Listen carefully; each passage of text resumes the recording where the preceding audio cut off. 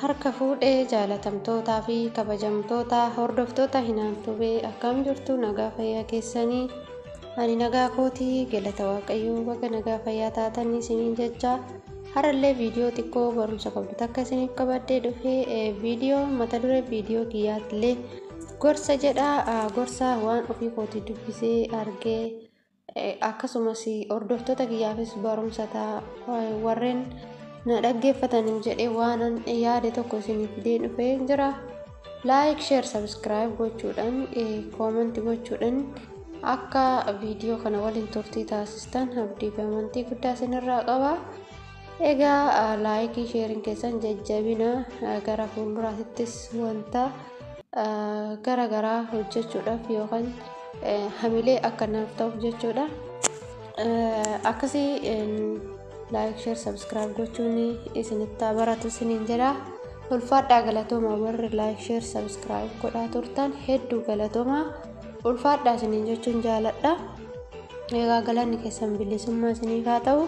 Gamanumaan gara qophii koo warraatittan isin dabarsaa turtiin keessan na waliin haa ta'u isiniin jechuun jaaladha. Gorsa jedhu. Jireenya kee keessatti namoota gosa sadiitu si mudachuu danda'u. Tokkoffaa namoota akka baalaa, lammaffaa namoota akka damee, sadaffaan namoota akka hiddaa. Namoota akka baalaa warri kun namoota yeroo tokko qofaaf jireenya kee keessa dhufanidha. Isaan irratti hirkachuu hin dandeessu, sababni isaas isaan dadhaboodha waan ta'aniif waan barbaadan qofa fudhachuuf gara kee dhufu. Garuu qilleensi yeroo dhufu ni deemu. Namoota akkanaa kana irraa of eeggachuu qabda, sababni isaas yeroo itti tole si jaalatu. Namoota akka damee isaan kun cimoodha, garuu isaan irrattis of eeggannoo gochuu qabda. Jireenyi yeroo cimaa ta'u ulfaatina baay'ee dandamachuu hin danda'an, sirraa adda ba'u. Yeroo tokko si bira turu. Yeroo tokko si bira turuu danda'u, garuu yeroo haalli itti ulfaatu ni deemu. Namoota akka hiddaa.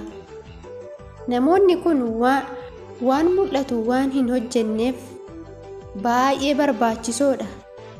Deeggarsa yeroo rakkinaa keessatti ittiin darbitu bishaan si obaasu.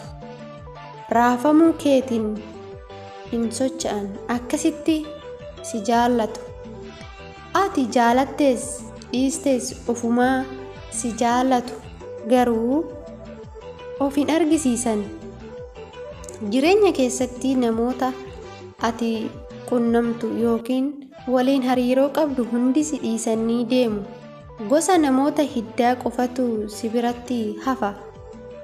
Egaa kabajamtootaa fi jaalatamtoota hordoftoota Hinaanii dubbise kana fakkaata. Isinis akka warraa hubattan warraa barattan abdiin quba. Ana caalatti waan irraa hubattan tokko hin jira jedhee tanan abdadha. Innis maalidha? Namoota nu hin barbaachisne wajjin yeroo keenya fixuu irraa namoota nuuf ta'an filannee yeroo dheeraa akka wajjin jiraannu fi akkasumas immoo namoonni akka baalaa yeroodhaaf malee yookaan waan barbaadan argachuudhaaf qofa akka dhufan kan nutti himu jechuudha barreeffamni kun. Namoonni akka damee immoo isaan irraas baay'ee of eeggannoo akka nu barbaachisuu fi akka nu miidhan jechuudha. Namoonni akka hiddaa garuu of hin argisiisanii, of hin mul'isanii, wanni isaan hojjetanis hin mul'atu jechuudha. Isaan immoo yeroo dhiphinaatitti si faana ta'u, dhiphinni kee isaanis sochoosu. Dhumarratti isinis isa akkasii jabeeffadhu yookaan atis nama akkasii yoo argattan jabeeffadhaa jedha barreeffamni kuni.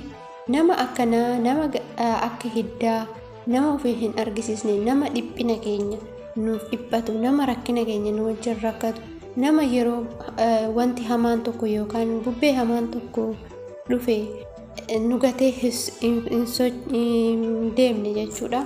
Namoota akkasii kana filannee akka wajjin jiraannu hidha jechuudha, yookaan namoota akka hiddaa kana akka jabeeffannee qaban kan nutti himu jechuudha barreeffamni kuni. Asumarraanis immoo waan hubattan waan argattan isinillee koomantii jalatti naaf barreessuu hin dagatinaa. Qophiin kiyya har'aa kana fakkaata. Waan afaan turtaniif hedduu galatooma. Baay baay.